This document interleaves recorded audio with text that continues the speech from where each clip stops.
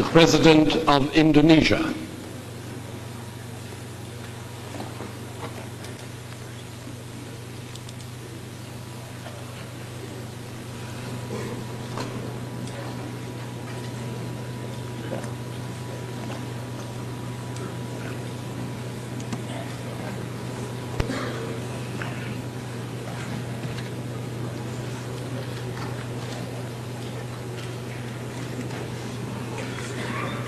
Mr. President, Your Excellencies, distinguished delegates and representatives, today, in addressing this session of the United Nations General Assembly, I feel oppressed by a great sense of responsibility. I feel a humility in speaking to this august gathering of wise and experienced statesmen from east and west, from the north and from the south, from old nations and from young nations, and from nations newly reawakened from a long sleep. I have prayed to the Almighty that my tongue will find those words which are adequate to express the feelings of my heart. And I have prayed also that these words will bring an echo from the hearts of those who listen. It is my great pleasure to congratulate the President upon his appointment to his high and constructive office. It is also my great pleasure, on behalf of my nation, to offer a most heartfelt welcome to the 16 new members of the United Nations. The Holy Book of Islam has a word for us today. The Quran says, in my language, "Hai sekalian manusia, sesungguhnya aku telah menjadikan kamu sekalian dari seorang lelaki dan seorang perempuan, sehingga kamu berbangsa-bangsa dan bersuku-suku, agar kamu sekalian kenal mengenal satu sama lain. Bahwasanya yang lebih mulia di antara kamu sekalian ialah siapa yang lebih takwa kepadaku." I might translate that as, "O mankind, I, Allah, made you from a male and a female, and divided you into nations and tribes, so that you should come to know one another. In truth, those who are most noble before God are those who most are in awe of Allah and do good works toward Allah." And the Christian Bible too has a word for us. "Glory to God in the highest, and on earth peace to men of good will."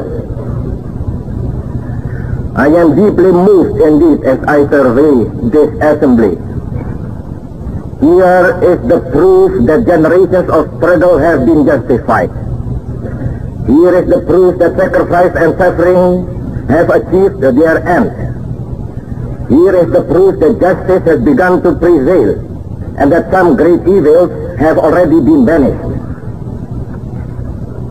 Furthermore, as I survey this assembly, my heart is filled with a great and fierce joy. I see clearly that a new day has dawned, and that the sun of freedom and emancipation, that sun of which we have dreamed so long, is already risen over Asia and Africa. Now today, I address the leaders of nations and the builders of nations.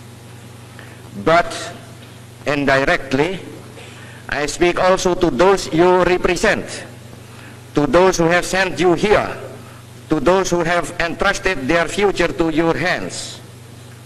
I greatly desire that my words shall strike an echo also in those hearts, in the deep heart of humanity, in that great heart from which has been brought so many shouts of joy, so many cries of sorrow and despair, and so much love and laughter. Today it is President Sukarno who addresses you. But more than that, though, it is a man, Sukarno, an Indonesian, a husband, a father, a member of the human family. I speak to you on behalf of my people, those 92 million people of a distant and wide archipelago, those 92 million people who have lived a life of struggle and sacrifice, those 92 million people who have built a state upon the ruins of an empire. They and the people of Asia and Africa, of the American continent and the European continent and the people of the Australian continent, they are watching and listening and hoping. They see in this organization of the United Nations a hope for the future and a prospect of the present. The decision to attend this session of the General Assembly was not an easy one for me to take. My own nation faces many problems, and time to solve those problems is always short. However, this is perhaps the most important assembly yet held, and all of us have a responsibility to the rest of the world as well as to our own nations. None of us can escape this responsibility, and surely none wish to. I am very sure that the leaders of the younger and the reborn nations can make a very positive contribution to the solution of the many problems facing this organization and the world at large. Indeed, I am confident that man may once again say, the new world is called to redress the balance of the old. It is clear today that all major problems of our world are interconnected. Colonialism is connected to security. Security is connected to the question of peace and disarmament. Disarmament is connected to the peaceful progress of the underdeveloped countries. Yes, all are connected and interconnected. If we succeed in finally solving one problem, then the way to the solution of all the others will be open. If we succeed in solving, for example, the problem of disarmament, then the necessary funds will be available to assist those nations which so urgently need assistance.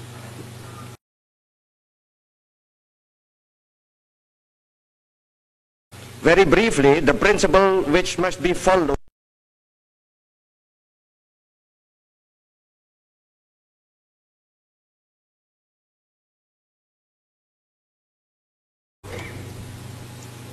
"5 years ago, 29 nations of Asia and Africa sent their representatives to the Indonesian city of Bandung.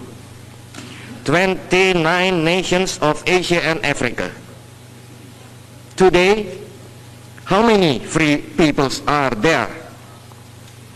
I will not count them, but look around this chamber now. Then tell me whether I am right or not when I say that this is the time of the building of nations and the time of the emergence of nations. Yesterday, Asia, and that is a process not yet completed. Today, Africa, and that too is a process not yet completed. Furthermore, not all nations, the nations of Asia and Africa, are yet represented here. This organization of nations is weakened insofar as it rejects the representation of any nation, and especially of a nation which is old and wise and powerful. I speak of China. I speak of what is often called Communist China, which is for us the only real China.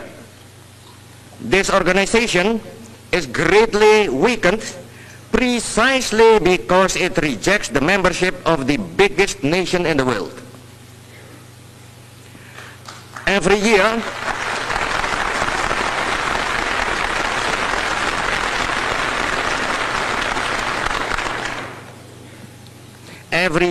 we support the admission of China to the United Nations, and we will continue doing that. We do not give our support merely because we have good relations with that country, and certainly we do not do so from any partisan motive. No, our position on this question is guided by political realism, by short-sightedness, excluding a vast nation, a nation great and powerful in terms of numbers, culture, the attributes of an ancient civilization, a nation full of strength and economic power. By excluding that nation, we make this international organization much weaker, and so much further from our requirements and our ideal. We are determined to make the United Nations strong and universal and able to fulfill its proper function. That is why we consistently support the representation of China in our number. Furthermore, disarmament is a pressing need of our world. This most vital of all questions should be discussed and solved within the framework of this organization. Yet, how can there be a realistic agreement on disarmament if China, one of the most powerful nations in the world, is excluded from the deliberations? Representation of China in the United Nations would involve that nation in constructive world affairs and would thus immensely strengthen this body.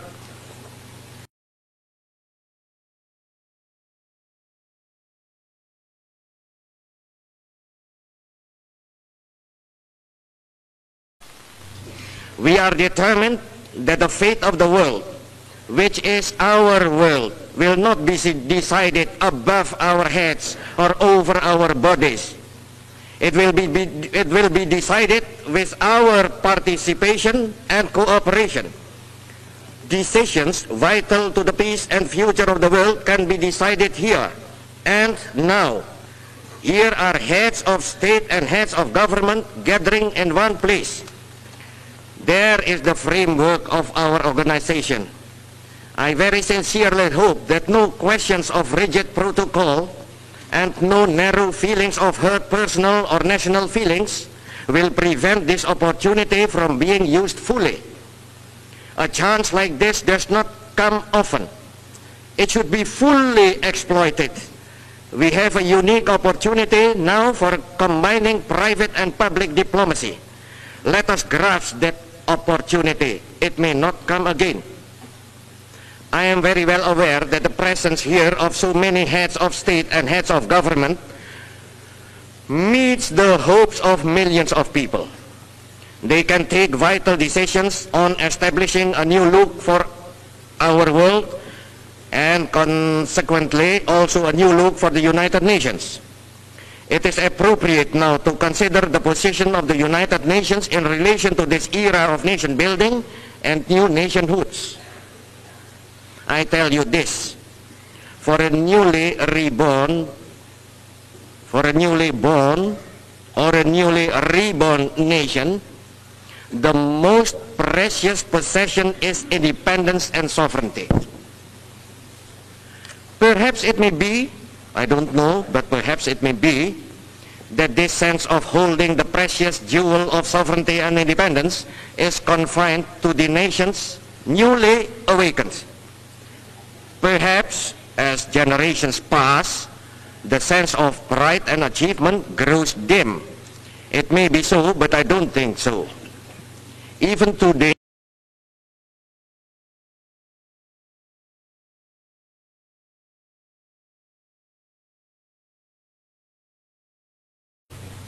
this is an international body. It is not yet either supranational nor supranational. It is an organization of nation states and can function only insofar as it is the will of those nation states that it do so. Have we all unanimously agreed to surrender any part of our sovereignty to this body? No, we have not. We have accepted the charter, and the charter is signed by fully sovereign, fully equal nation states. it may well be that this body should consider whether its members should surrender any part of their sovereignty to this international body. But if any such decision is made, it must be made freely and unanimously and equally. It must be made by all nations equally, the ancient and the new, the emergent nations and the old established, the developed and the underdeveloped. This is not something which can be imposed on any nation. Furthermore, the only possible basis for any such body as this is strict equality. The sovereignty of the newest nation or the smallest nation is just as precious, just as inviolable as the sovereignty of the biggest nation or the oldest nation. And furthermore again, any transgression against the sovereignty of any nation is a potential threat to the sovereignty of all nations.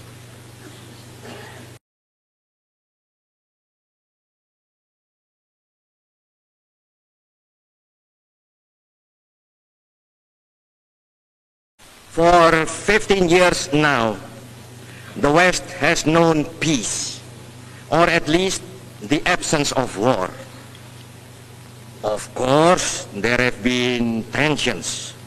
Yes, there has been danger. But the fact remains that in the midst of a revolution engulfing 3/4 of the world, the West has been at peace. Both great blocs, in fact, have successfully practiced coexistence for all those years, thus contradicting those who deny the possibility of coexistence. We of Asia, I repeat, we of Asia, we have not known peace. After peace came to Europe, we endured atomic bombs. We endured our own national revolution in Indonesia. We endured the torment of Vietnam. We suffered the torture of Korea. We still suffer the agony of Algeria. Is it now to be the turn of our African brothers? Are they to be tortured while our wounds are still unhealed? And yet, the West is still at peace. Do you wonder that we now demand, yes, demand respite from our torment? Do you wonder that now my voice is raised in protest? We, who were once voiceless, have demands and requirements. We have the right to be heard. We are not subject of barter, but living and virile nations with a role to play in this world and a contribution to make. I use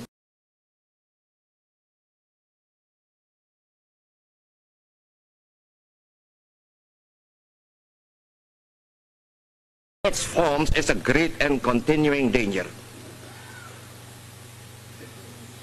Imperialism is not yet dead. People sometimes say imperialism and colonialism is dead. No, imperialism is not yet dead. It is dying. Yes, the tide of history is washing over its battlements and undermining its foundations. Yes, the victory of independence and nationalism is certain. Still, and mark my words well, the dying imperialism is dangerous as the wounded tiger in a tropical jungle.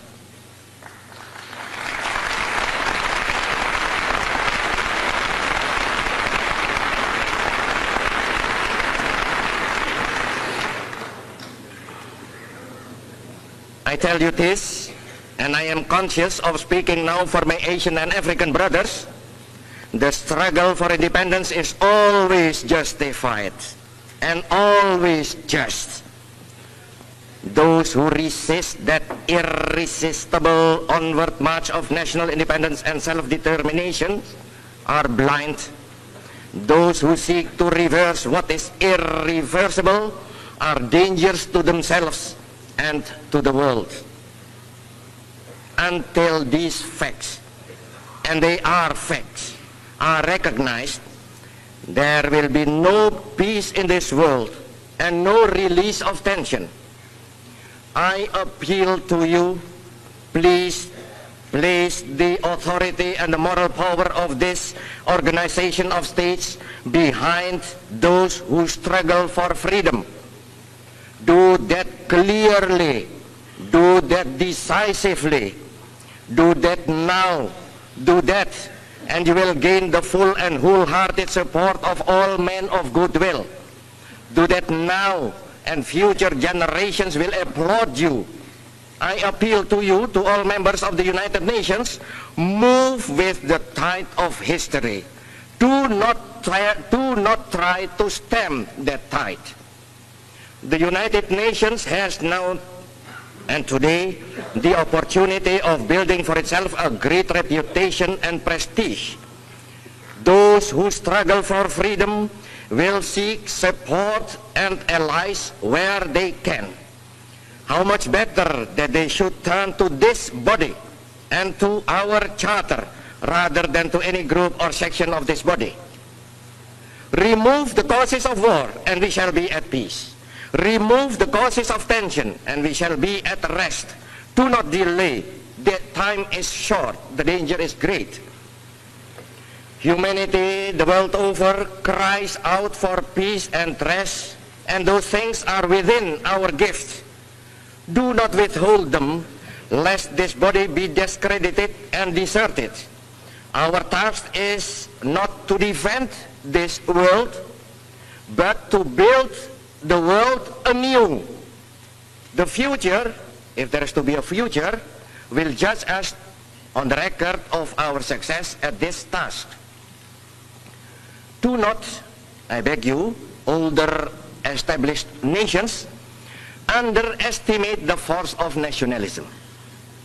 If you doubt its force, look around this chamber and compare it with San Francisco 15 years ago.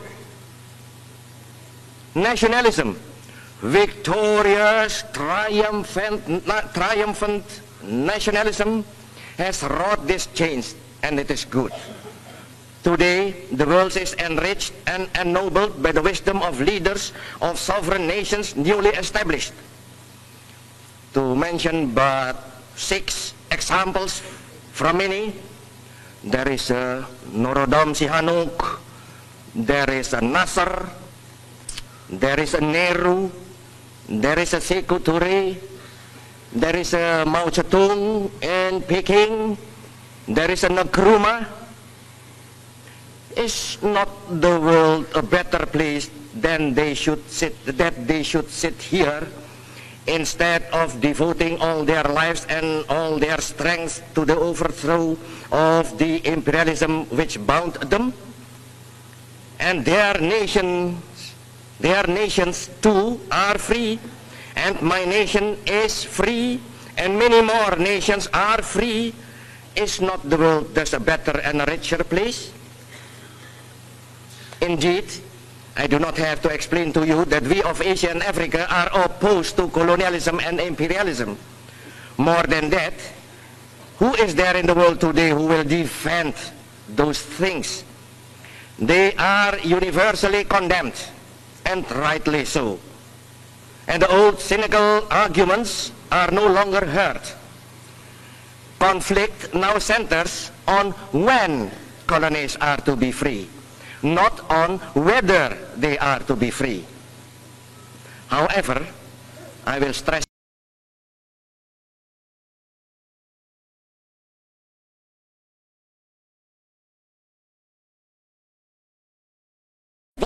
those who are discussing nuclear disarmament must never forget that we, who in this previously have been inarticulate, are watching and are hoping. We are watching and we are hoping, and yet we are filled with anxiety, because if nuclear warfare devastates our world, we too are the sufferers.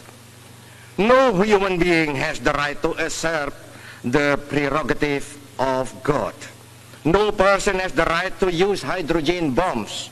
No nation has the right to cause the probable destruction of all nations. No political system, no economic organization is worth the destruction of the world, including that system or organization itself. If the hydrogen-armed nations alone were involved in this issue, we of Asia and Africa would not care. We would only watch with detachment, filled with wonder, that those nations from which we have learned so much and which we have admired so much should today have sunk into such a morass of immorality. We could cry a curse upon you, and we could retire into our own balanced and peaceful world. But we cannot do that. Already we Asians have suffered atomic bombing. We Asians also are threatened again. And furthermore, we feel a moral duty to help in any way we can. We are not the enemies of the West nor of the East. We are part of this world and we wish to help. This is a cry from the heart of Asia. Let us help you to solve these problems.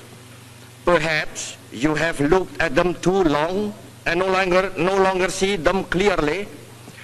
Let us help you, and in helping you, we will help ourselves and all the future generations of all the world. It is obvious that the problem of disarmament is not only disagreement on narrow technical grounds.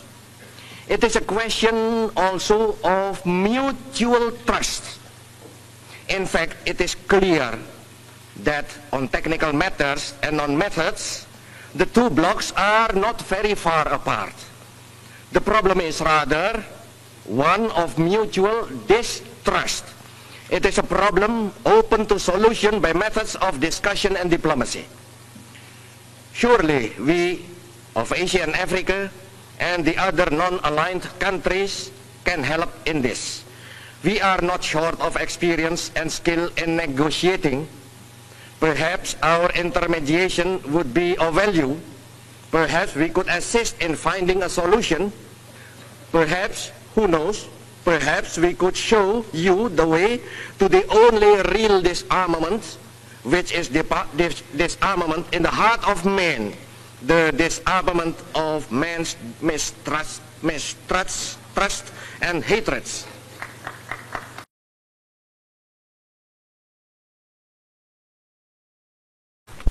Then it is the testing of those weapons. I know that there is scientific disagreement about the genetical effect of those tests. That disagreement, however, is in terms of the numbers affected.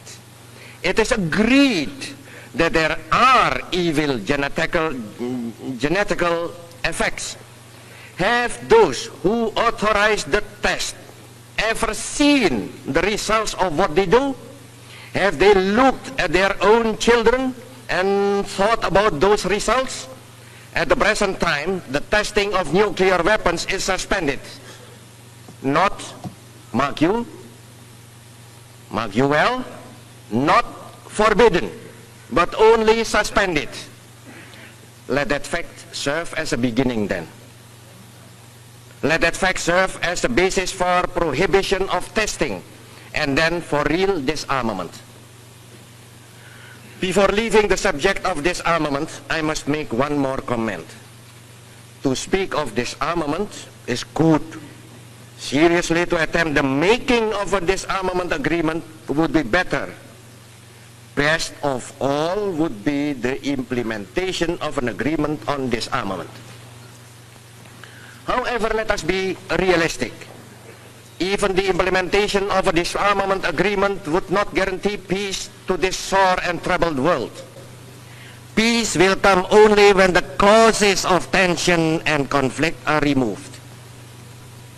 If there is a cause for conflict, then men will fight with pointed sticks if they have no other weapon. I know because my own nation did that very thing during our struggle for independence. We fought then with knives and pointed sticks. In order to make peace, we must remove the causes of tension and of conflict. That is why I spoke deep from my heart about the necessity of cooperation to bring about the final and glorious end of imperialism. Where there is imperialism and where there are simultaneously armed forces, then the position is a dangerous one indeed. Again, I speak from experience. That is the situation in West Irian. That is the situation in the 1/5 of our national territory which still labors under imperialism. There in West Irian, we have imperialism and the armed forces of imperialism. Bordering that territory, our own troops stand guard by land and sea.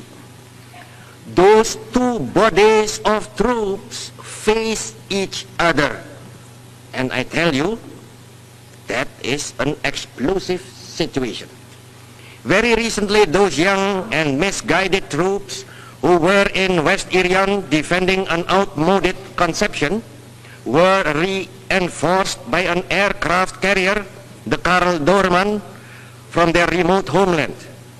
I tell you that then the situation became positively dangerous. The Commander-in-Chief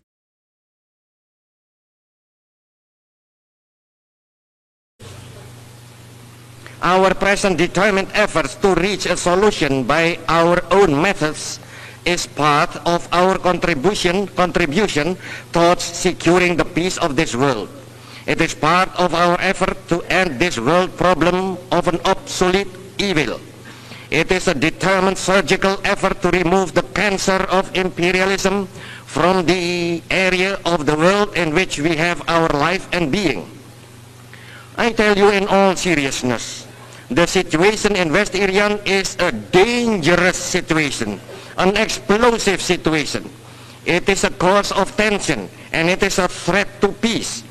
General Nasution is not responsible for that. Our soldiers are not responsible for that. Sukarno is not responsible for that.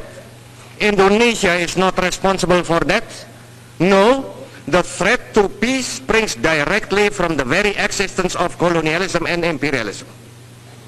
Remove those checks to freedom and emancipation, and the threat to peace disappears.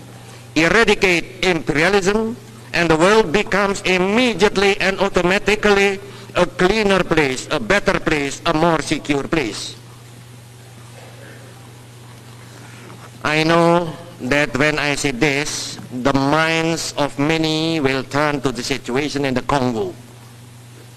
You may ask, has not imperialism been ejected from the Congo with the result that there is now strife and bloodshed?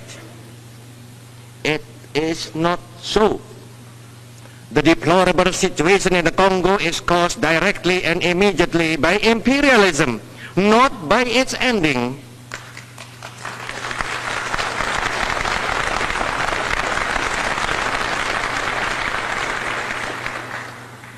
Imperialism sought to maintain its foothold in the Congo, sought to mutilate and cripple the new state. That is why the Congo is in flames. Yes, there is agony in the Congo, but that agony is the birth pang of progress. An explosive progress always brings pain, tearing up the deep roots of vested interests, national and international, always causes pain and dislocation. We know that. We know too from our own experience that development itself creates turbulence. A turbulent nation needs leadership and guidance, and it will eventually produce its own leadership and guidance. We Indonesians, we speak from bitter experience. The problem of the Congo, which is a problem of colonialism and imperialism, must be solved by application of those principles I have already mentioned. The Congo is a sovereign state. Let that sovereignty be respected. Remember, the sovereignty of the Congo is no less than the sovereignty of any nation represented in this assembly, and it must be respected equally.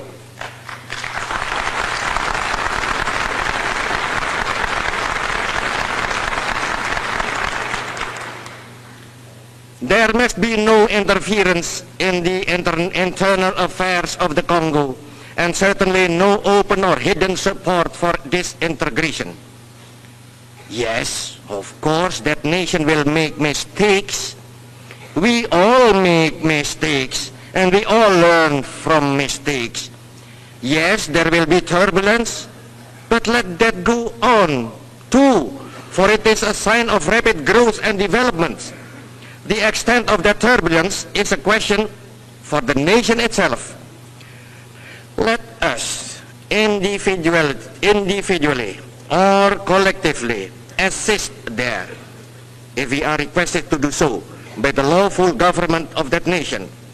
However, any such assistance must be clearly based upon the unquestioned sovereignty of the Congo.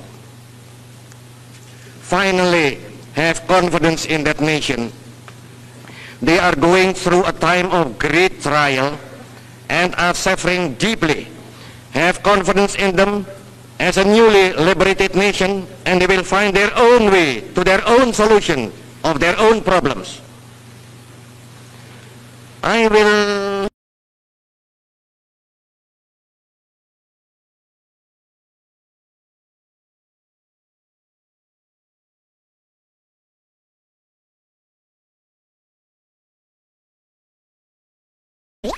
that the people of Algeria want independence. There can be no argument about that. If they had not, then this long and bitter and bloody struggle would have ended years ago. The thirst for independence and the determination to achieve that independence are the central factors of this situation.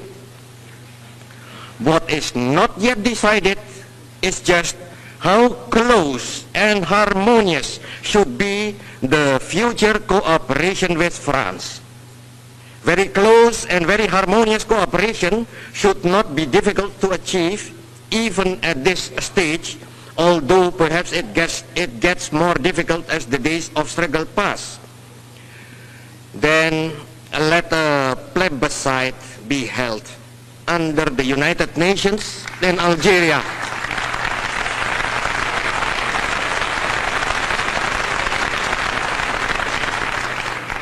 To determine the wishes of the people on just how close and harmonious those relations should be. The plebiscite should not be concerned with the question of independence. That has been settled in blood and tears, and there certainly will be an independent Algeria.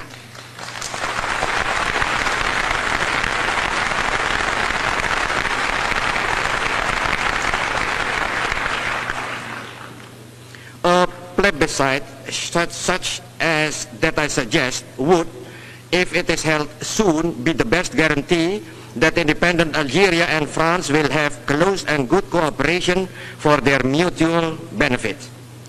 Again, I speak from experience. Indonesia had no intention of disrupting close and harmonious relations with the Netherlands. However, it seems that even today, as generations ago, the government of that nation insists upon giving too little and asking too much. Only when this became unbearable were those relations liquidated. Permit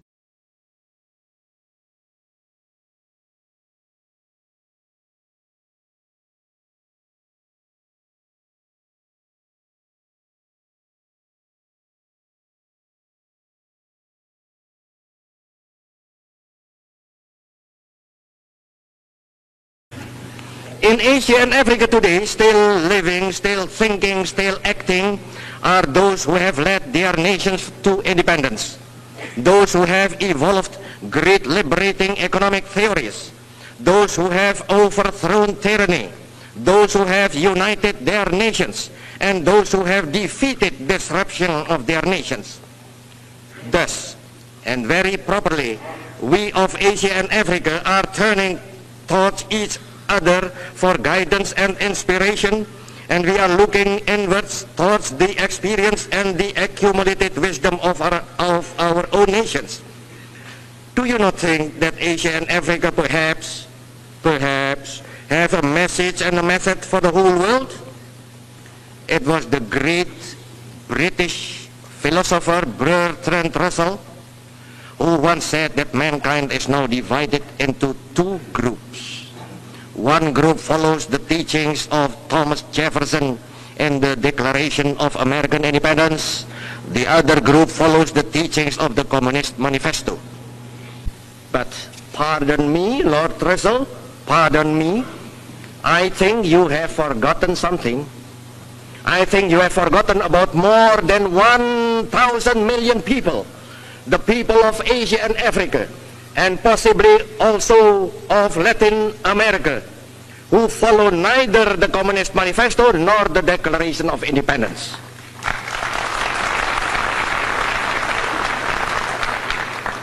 Mind you, we admire both, and we have learned much from both, and we have been inspired by both.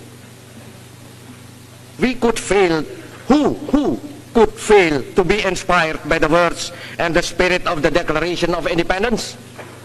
We hold this truth to be self-evident, that all men are created equal, that they are endowed by their Creator with certain inalienable rights, that among those rights are life, liberty, and the pursuit of happiness.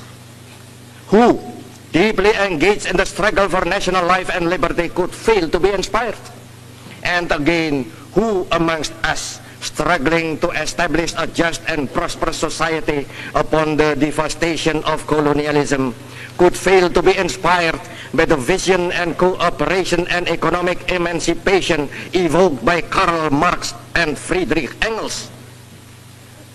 Now there is confrontation between those two outlooks, and this confrontation is dangerous, not only to those who confront each other, but also to the rest of the world. I cannot speak for the rest of Asia and Africa. I am not empowered to do so, and in any case, they are well able to express their own views. However, I am empowered, indeed instructed, to speak for my own nation of 92 million people.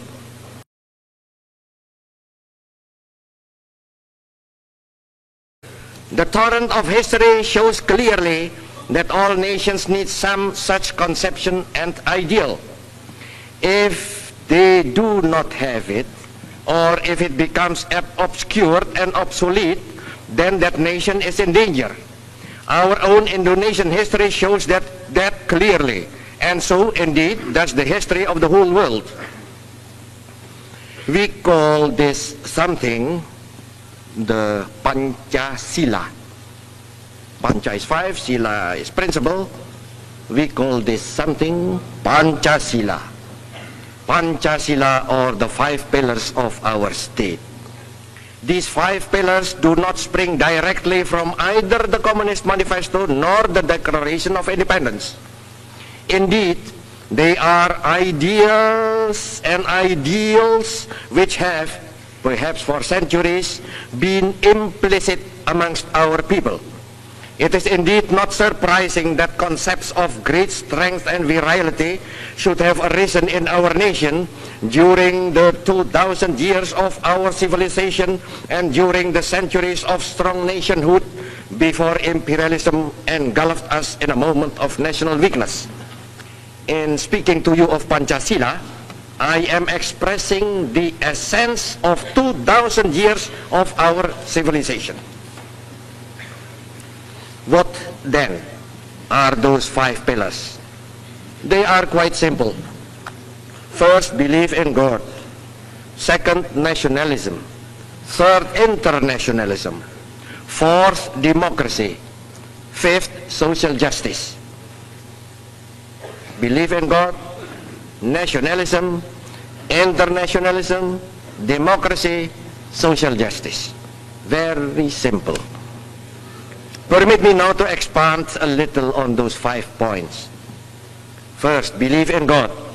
My nation includes those who follow many different religions. There are Mohammedans, there are Christians, there are Buddhists in Indonesia, and there are men of no religion.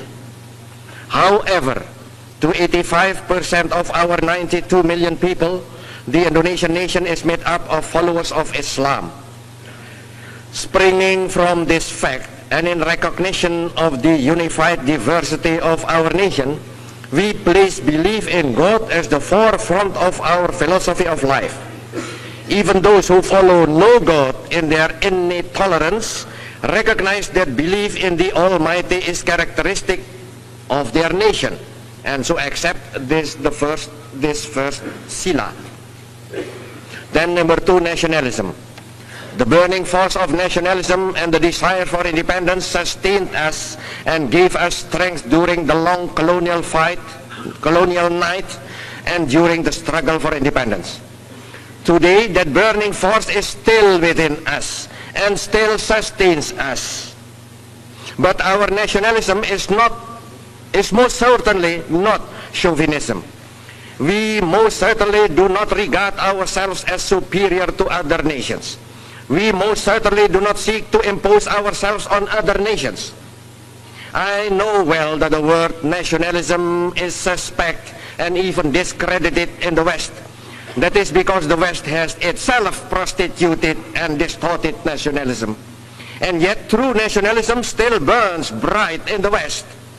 If it had not, then the West would not have challenged with arms the aggressive chauvinism of Hitler.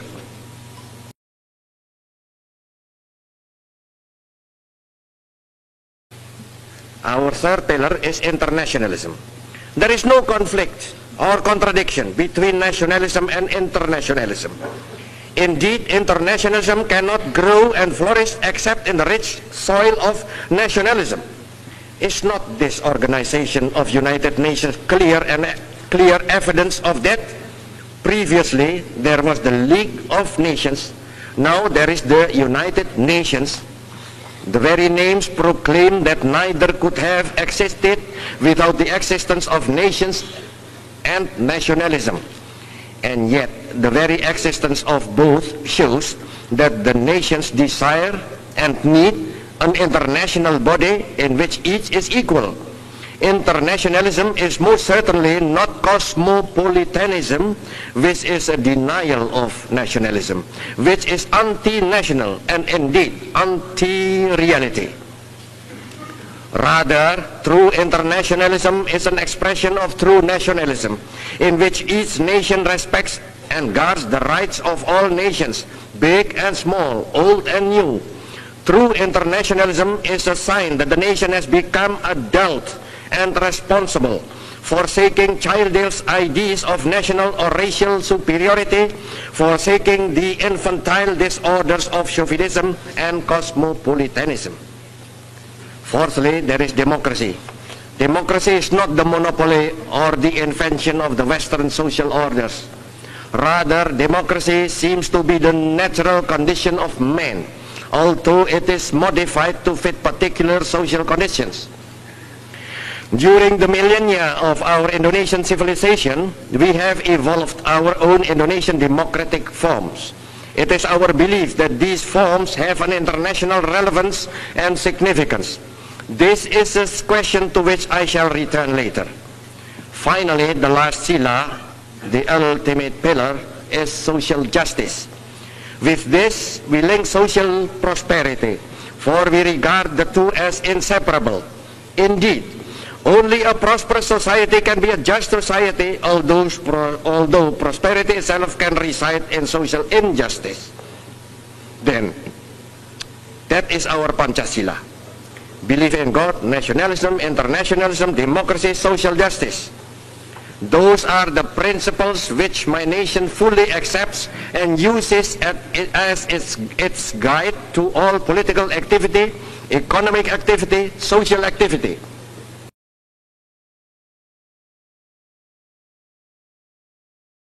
We of Indonesia are not prepared to sit idly back while the world goes to ruin. We are not prepared to have the clear morning of our independence overshadowed by radioactive clouds. No nation of Asia or Africa is prepared to do this. We have a responsibility to the world, and we are ready to accept and fulfill that responsibility. If that means intervening in what has previously been the affairs of great powers remote from us, then we are prepared to do that. No nation of Asia or Africa will shirk that task.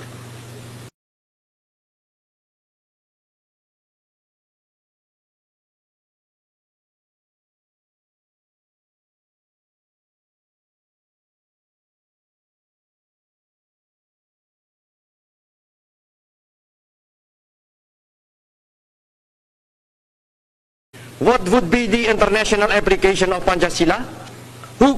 How could it work in practice? Let us take the 5 points one by one briefly. First then, belief in God. No person who accepts the Declaration of American Independence as a guide to life and action will deny that. And equally, certainly no follower of the Communist Manifesto would in this international forum today deny the right to believe in the Almighty. For further elucidation about that, I refer to Mr. Aidit.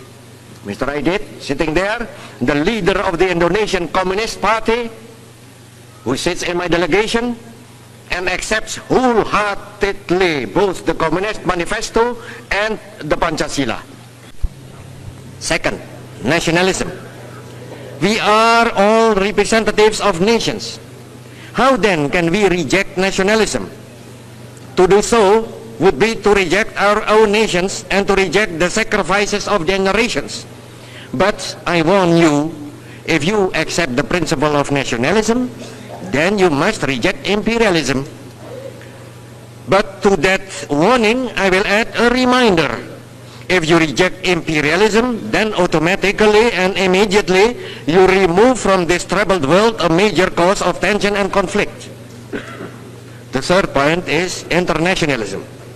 Is it necessary to speak at length about internationalism in this international body? Surely not. If our nations were not internationally minded, then those nations would not be members of this organization. However, true internationalism is not always found here. I regret the necessity of saying that, but it is a fact. True internationalism is not always found here. Only too often the United Nations is used as a forum for narrow national or sectional aims. Only too often the great purposes of high ideals of our charter are obscured by the search for national advantage or national prestige. True internationalism must be based upon the fact of national equality. True internationalism must be based upon equality of regard, equality of esteem, upon the practical application of the truth that all men are brothers. It must, to quote the Charter of the United Nations, that document which is so often forgotten, it must reaffirm faith in the equal rights of nations large and small. Finally, and once more, internationalism would mean the ending of imperialism and colonialism, and thus the ending of many dangers and tensions. Fourth, democracy. For us of Indonesia, democracy contains three essential elements. Three. It contains, first, the principle of what we call mufakat, that is unanimity. It contains, secondly, the principle of perwakilan, that is representation. Finally, democracy contains for us the principle of musyawarah, and that is deliberation between representatives. Yes, Indonesian democracy contains those three: unanimity, representation, deliberation between representatives. These principles of our democratic way of life are deeply enshrined within our people and have been from time immemorial. They ruled our democratic way of life when wild and savage tribes still roamed over Europe. They guided us when few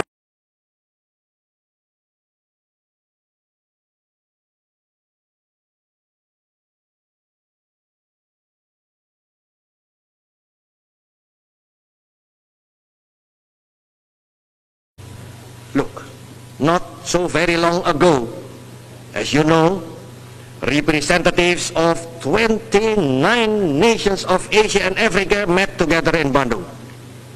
Those leaders of their nations were no impractical dreamers. Far from it.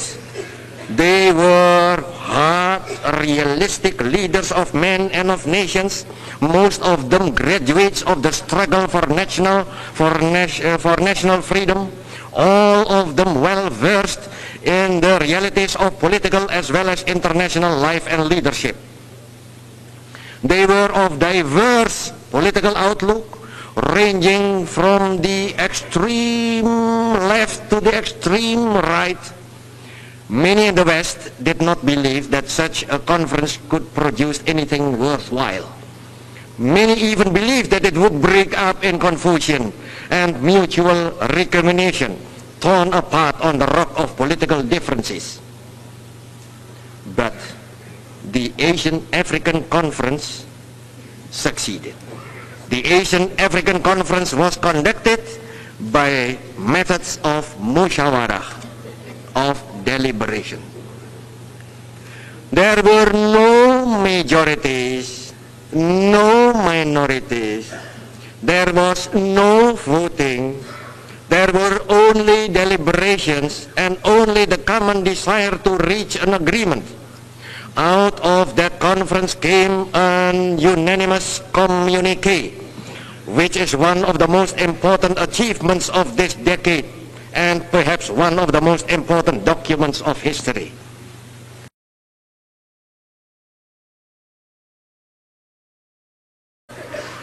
Finally, in the Pancasila, there is social justice.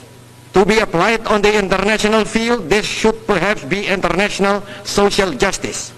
Once again, to accept the principle, this principle would be to reject colonialism and imperialism. Furthermore, the acceptance of social justice as an aim by these United Nations would mean the acceptance of certain responsibilities and duties.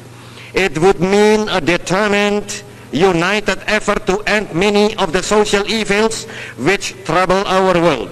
It would mean that aid to the technically underdeveloped and the less fortunate nations would be removed from the atmosphere of Cold War. It would also mean the practical recognition that all men are brothers and that all men have a responsibility to their brothers.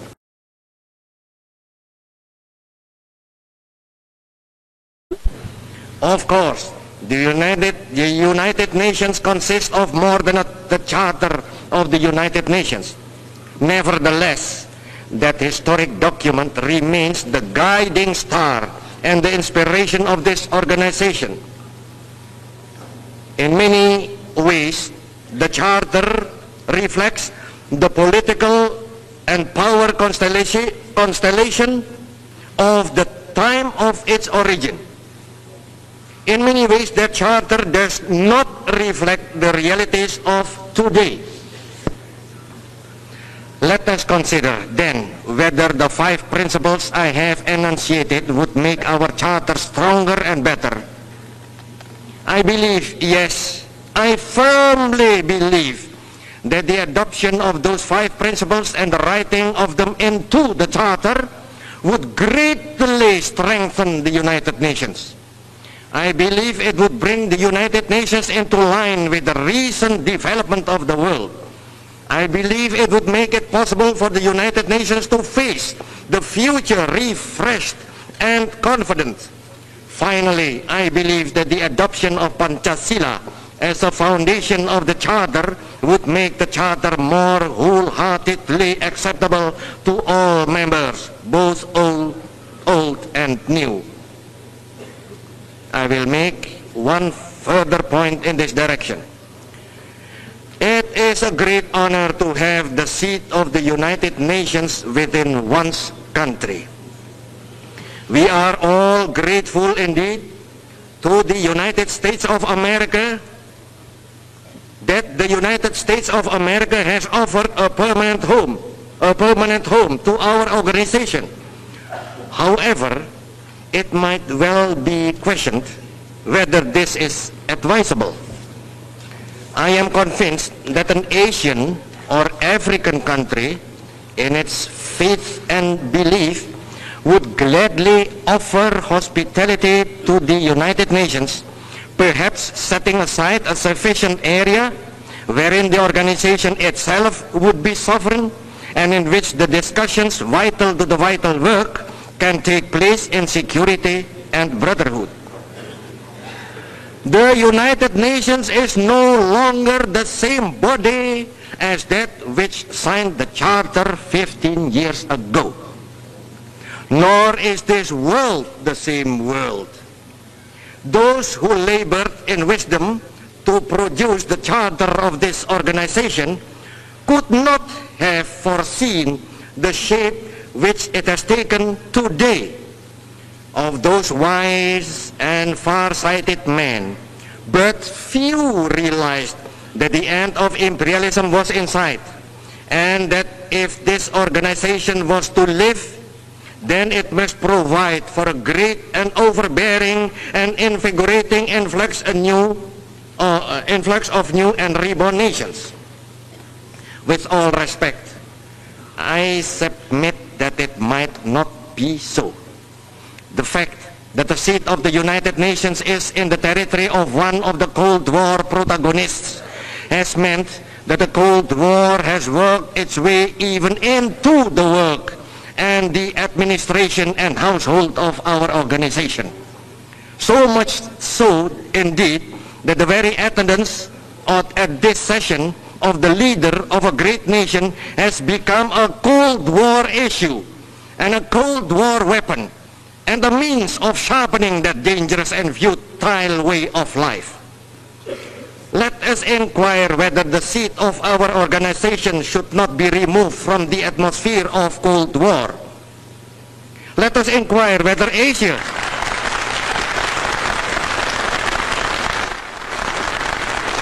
from the Cold War, uncommitted to either bloc, and where the delegates can move easily and freely where they will, and in doing so, perhaps gain a wider understanding of the world and its problems.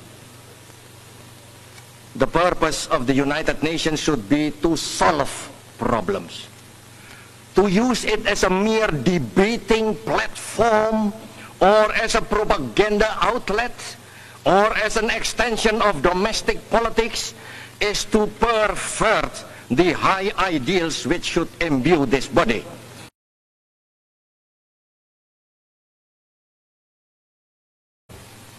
In order to modernize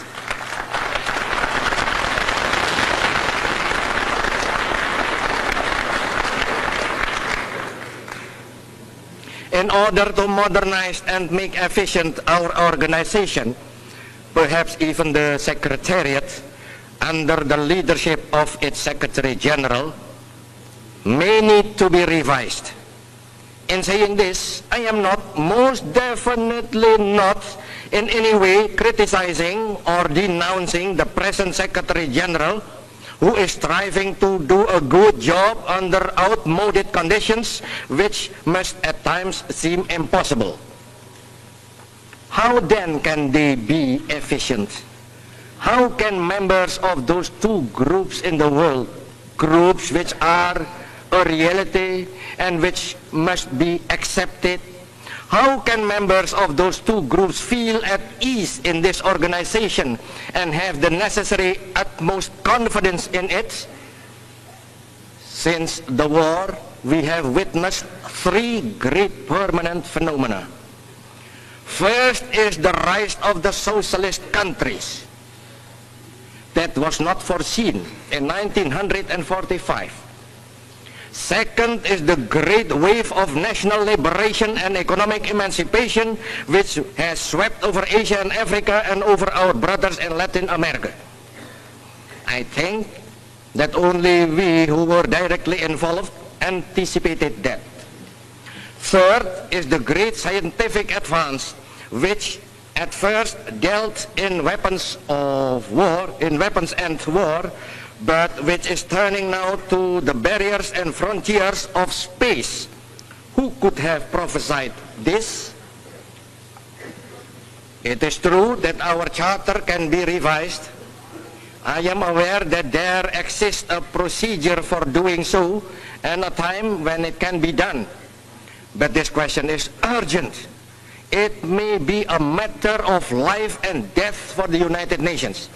No narrow legalistic thinking should prevent this being done at once.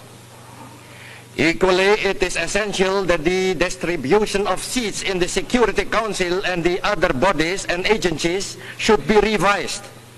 I am not thinking in this matter in terms of block votes, but I am thinking of the urgency that the Charter of the United Nations, bodies and its Secretariat should all reflect the true position of our present world. We of Indonesia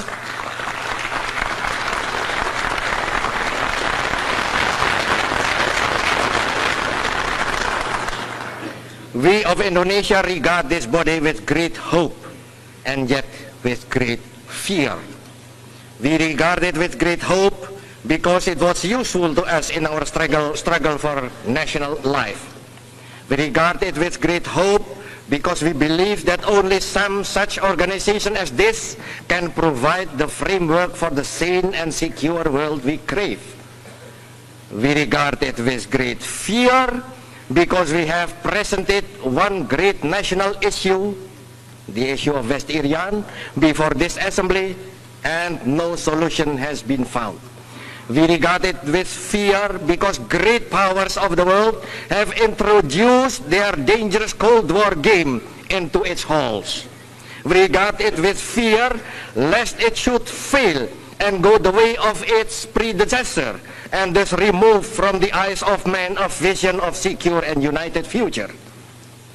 Let us face the fact that this organization in its present methods and by its present form is a product of the Western state system. Pardon me, but I cannot regard that system with reverence. I cannot even regard it with very much affection, although I do respect it greatly. Imperialism and colonialism were offspring of that Western state system, and in common with the vast majority of this organization, I hate imperialism. I detest colonialism.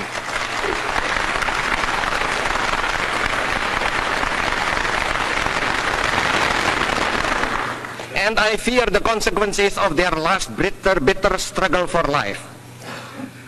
Twice within my own lifetime, the Western state system has torn itself to shreds and once almost destroyed the world in bitter conflict. Can you wonder that so many of us look at this organization, which is also a product of the Western state system, with a question in our eyes? Please do not misunderstand me. We respect and admire that system. We have been inspired by the words of Lincoln and of Lenin, by the deeds of Washington and by the deeds of Garibaldi, even perhaps we look with envy upon some of the physical achievements of the West, but we are determined that our nations and the world as a whole shall not be the plaything of one small corner of the world. We do not seek to defend the world we know. We seek to build a better world.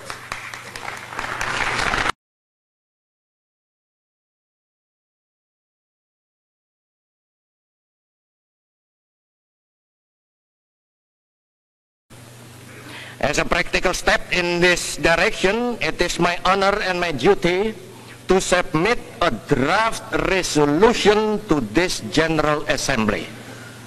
On behalf of the delegations of Ghana, India, the United Arab Republic, Yugoslavia, and Indonesia, I hereby submit the following resolution.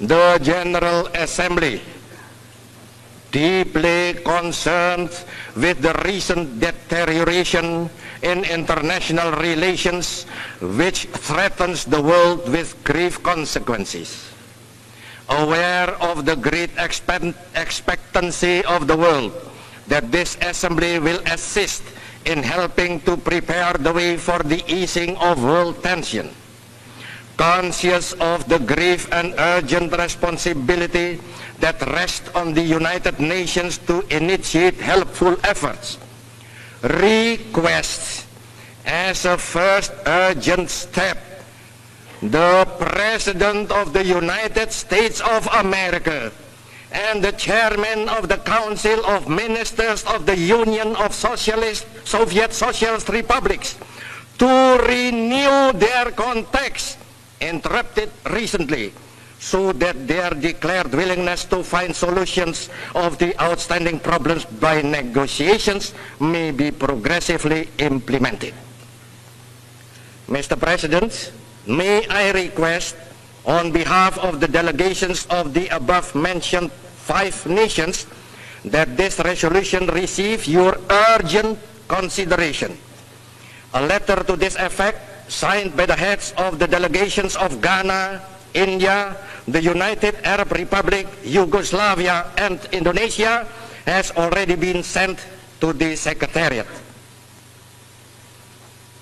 I submit the draft resolution on behalf of those 5 delegations and on behalf of the millions of people in those nations. To accept this resolution is a possible and immediately step. Let this General Assembly accept this resolution as soon as possible. Let us take this practical step towards an easing of the dangerous tension in our world. Let us carry this resolution unanimously so that the full force of the world's concern may be felt. Let us take this first step and let us determine to continue our activity and pressure until our world becomes the better and more secure world we envisage.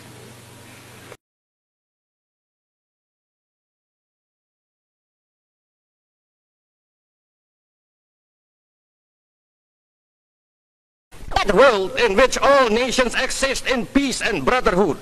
Build the world fit for the dreams and the ideals of humanity. Break now with the past, for the day is at its dawning. Break now with the past, so that we can justify ourselves with the future. I pray God Almighty will bless and guide the deliberations of this assembly. I thank you all.